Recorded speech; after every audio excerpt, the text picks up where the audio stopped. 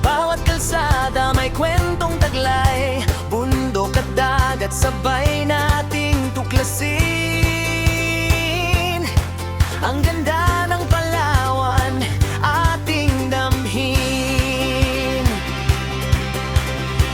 Bawat liko ay may bagong tanawin, bawat biyahe pangarap